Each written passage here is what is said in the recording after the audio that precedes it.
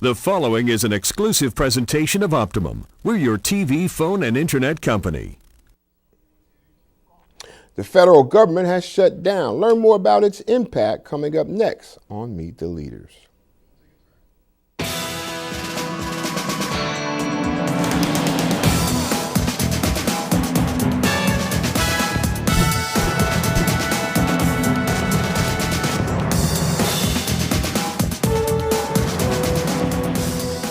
Hello and welcome to Meet the Leaders. I'm Alfred Bundy. To call this week's guest outspoken may be a bit over the top, but he certainly has his opinion about the federal shutdown and the impact on cities like Elizabeth.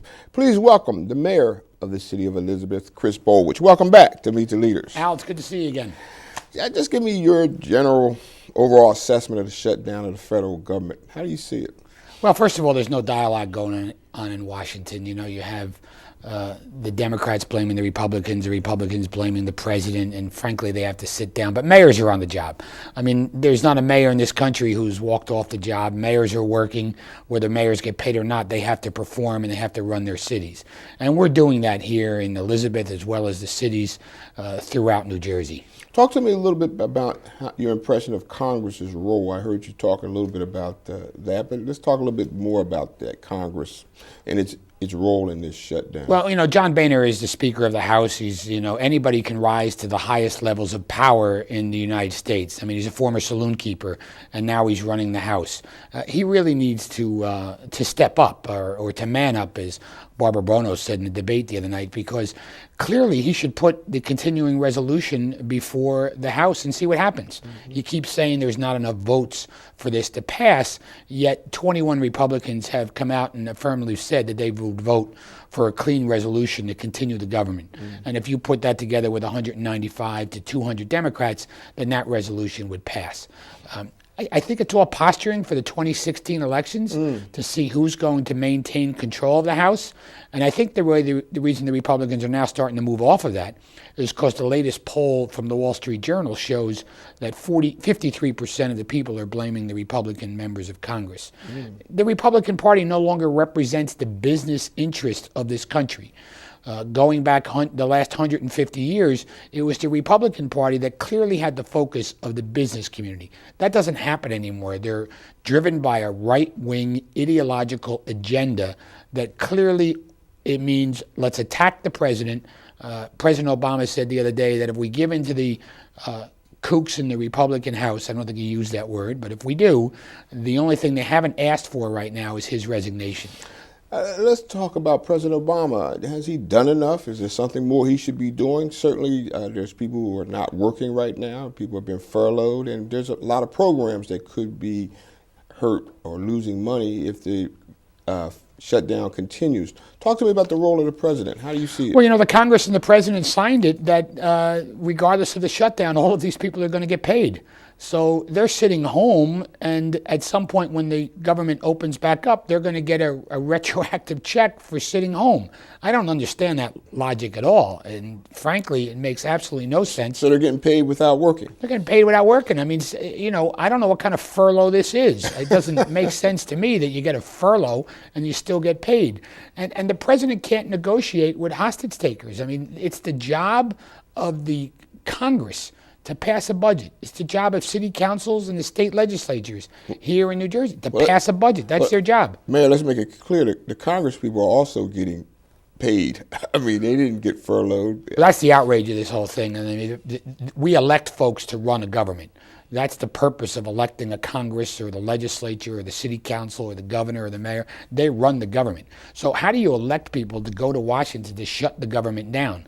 It really makes absolutely no sense. And not only that, they get paid, they get health care, their pension is still growing, and they're not showing up for work, and yet they just inconvenience the country. I think other countries laugh at the way that's going on. I mean, David Letterman last night was kind of funny. He said, "Don't you wish the British were still running the show?" Wow. Oh, my goodness. And we need to realize in this real-time global world that we have now, the other countries are watching us. And I wonder if it does make us a little bit more vulnerable for other types of terrorists and threats on this country. What do you Well, it's an think? economic mess, and I think other countries look at us, and there's all this hacking going on in computers, and I don't know what other countries think of us, but I can imagine the people that are holding our debt in China and Japan, they're only worried about the economic mess that it's going to Are cause. people's 401ks going to be affected? I'm not so sure. I don't think it's affected at this point. The stock market rose 300 points yesterday on the hope of a deal.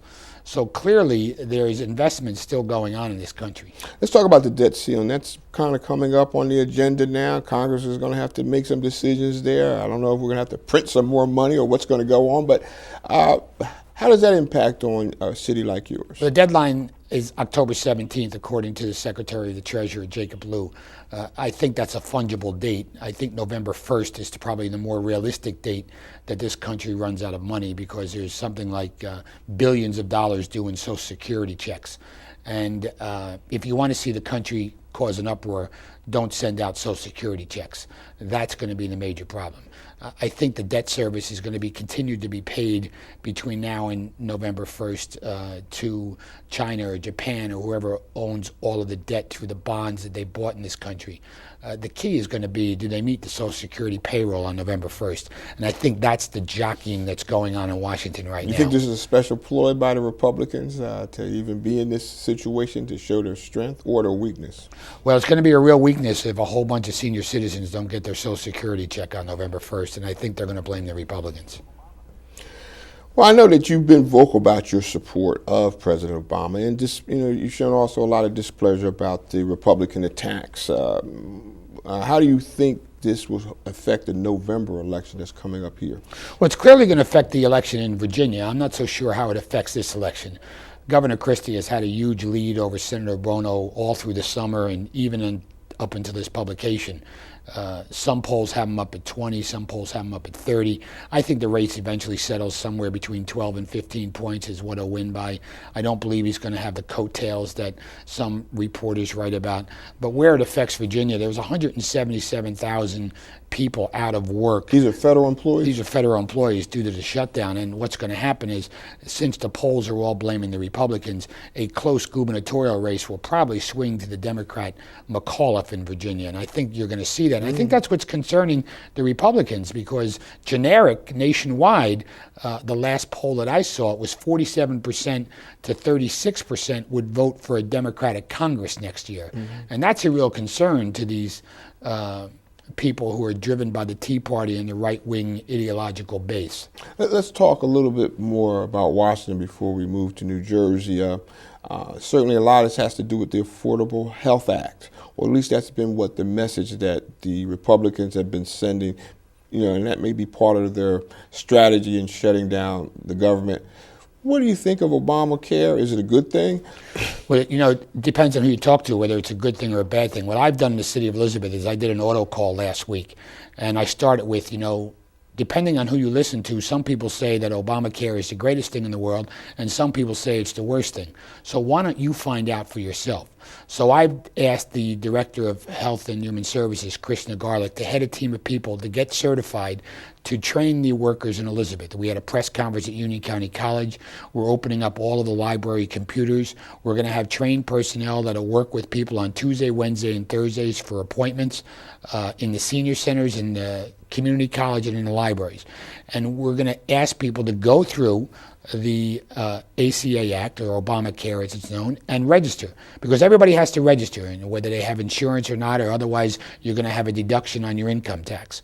The most important part is that if you're up to 26 years of age, you stay on your parents' health care plan. If you have a pre-existing condition, you no longer can be denied by an insurance company.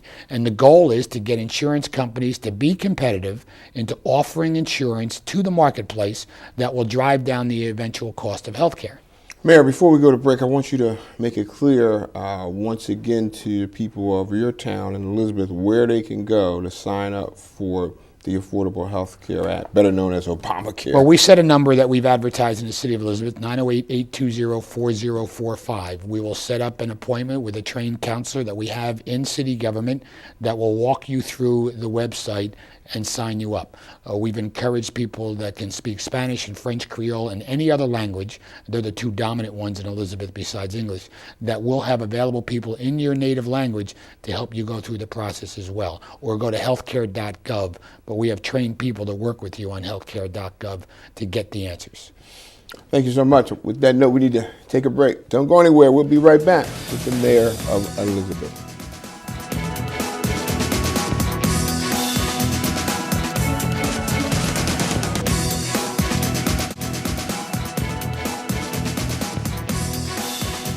Welcome back. My special guest is the mayor of the city of Elizabeth, Chris Bollwage.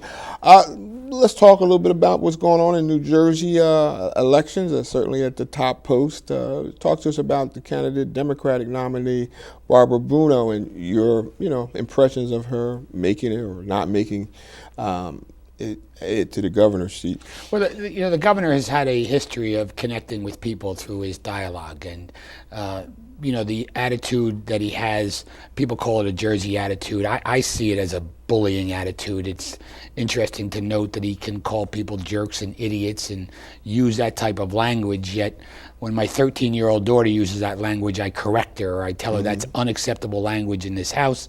If you hear it in the schoolyard, you can't use it. So the senator has a tough road to go because, but on substance, the senator has been solid.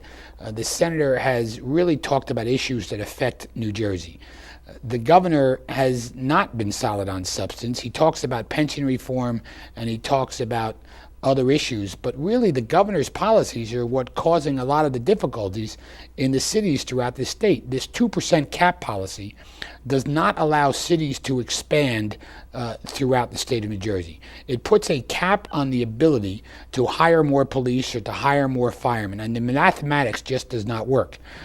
So therefore, unless that thing is reworked, we can't even get grants, because if you get grants, it works against the 2% cap number. The Port Authority is taking property in the city of Elizabeth, and they're taking revenue. So I was able to negotiate a deal with them, because otherwise what happens is you lose that revenue. That hurts the overall 2% cap. As I've said on your show in the past when that was being debated, it is the worst policy, but nobody writes about it or talks about it. But it's the policy that's driving the problems of urban New Jersey.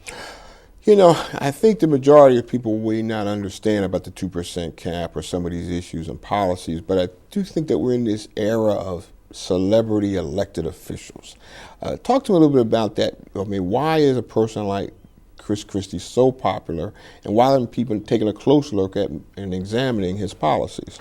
Well, the media has given him a pass on a lot of issues. I mean, the New York Times today wrote a story about quashing an indictment in Hunterdon County, and it ties the former Attorney General Paula Dow to the governor in making this. Is this when he was the U.S. Attorney? No, this is when he was governor. This is while he was governor. That's right. Because Paula Dow was his former first Attorney General. Okay. And you have Paula Dow denying it. You have Mike Juniak from the governor's office denying it. But this could be Watergate type stuff, where as you peel back the onion, you find people who directed things that happened. I don't know what happened, but the New York Times dedicated a front page story and a full page on the break to the story. So it's going to be extremely interesting. And Senator Bono, by the way, has talked about some of these issues, but she just doesn't get the traction from the media because they've ignored a lot of her comments. And that's the problem with celebrity governors or celebrity politicians. The governor doesn't roll up his sleeves and work. I mean, if you go to the Jersey Shore today and you talk to people, there's probably more people in the Jersey Shore who have not been helped than there are that has been helped. And that's the major issue. The only people that are talked to are the people that have been helped. Yet the Star-Ledger every week runs a story on people who have not been assisted at the Jersey Shore, but it doesn't catch on. You got people that have called the DCA, you've got people that have called Trenton, and they're begging for help, but they're not getting it. Now, it's obvious you're a Democrat, but I have to ask you, is the Democratic Party broken? We've seen a lot of Democratic mayors and leaders support Governor Christie. It's a very unusual scene. Tell us, is the party broken? The governor highlights 49 Democrats who have supported his reelection. Most of them are really small-town mayors who for whatever reason, whether it's the promise of aid, we still don't know what went on with the George Washington Bridge. We don't know whether the governor has threatened the mayor that if he doesn't endorse him, he's going to close lanes. We don't know if that's true either. But all of this seems to take a back seat. Now, there's no big city endorsements, with the exception of the Essex County exec that endorsed the governor. And I can't speak for reasons on why people have endorsed the governor. The Democratic Party is not broken. The Democratic Party is extremely solid, and I think there's a lot of unanimous opinions that Governor Christie is harmful to the state of New Jersey. The Star-Ledger ran a story 2 weeks ago that said he's the most overrated governor in the entire country. Yet there's no follow-up, and the media today, unlike 20 years ago, do not follow up on stories. That similar case with Cory Booker. Seems like he's one of those celebrity type people who will probably very soon be a U.S. senator. Yeah, the sad part about Cory Booker right now is his father just passed away, and his father's not going to see Mayor Booker rise to the level of United States Senator. I mean, clearly he has worked extremely hard in the city of Newark, and he's worked extremely hard in the state of New Jersey over this campaign. And my condolences go out to Cory and his family, first of all. But he's worked real hard. All our condolences go out to Cory, Mayor Booker, and his family. The Governor Christie recently vetoed gun legislation that would have encoded firearm permits, made sure that they were on your driver's license. It would separated photo ID cards and required gun buyers to show that they've undergone safety training. What's your take on the effectiveness of proposed gun control measures? Because this is still a great concern of all of us in this state, and he vetoed these control items. I'm a mayor of the Mayor Against Illegal Guns, one of the first persons to join when Mayor Bloomberg and Mayor Menino formed that group with former Mayor Healy out of Jersey City, who was the lead New Jersey mayor at that time 5 years ago. And the governor's veto of this, New Jersey still has the strongest gun laws in the nation, or one of the states. One of the big problems is when New Jersey governor vetoes this, it sends a message to the other states that has really loose gun laws, that you have the ability to traffic those guns into New Jersey. And that's the sad thing about the veto, is clearly that the states like Virginia and other states, they then see New Jersey as an open season. Do you think his veto to pass meaningful or additional gun laws has anything to do with his potential presidential bid?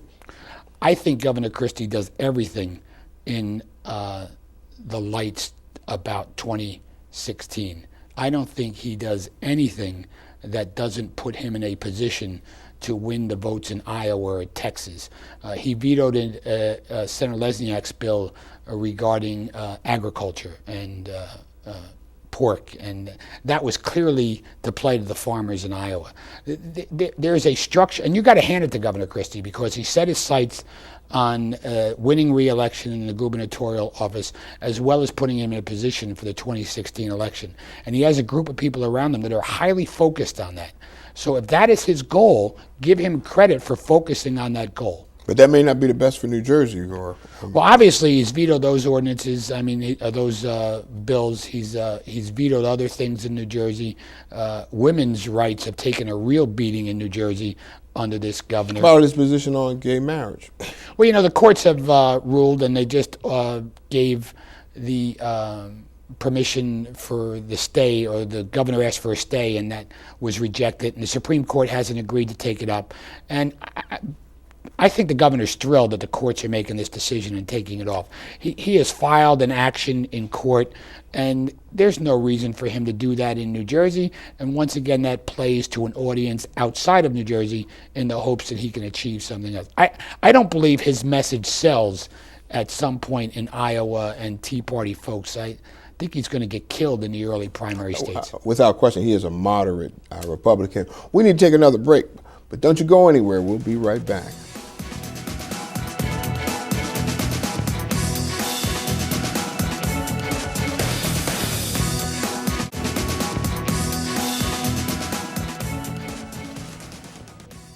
Welcome back, my special guest, Chris Bollwage, the mayor of Elizabeth.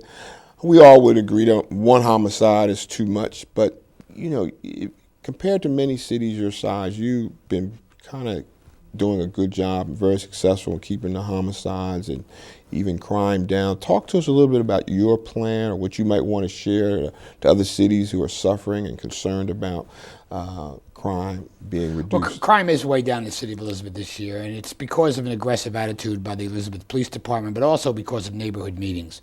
We have about 33 neighborhood meetings where I attend, the police director attends, police personnel and detectives attend, and we listen to the neighbors on where the problems exist in their neighborhood.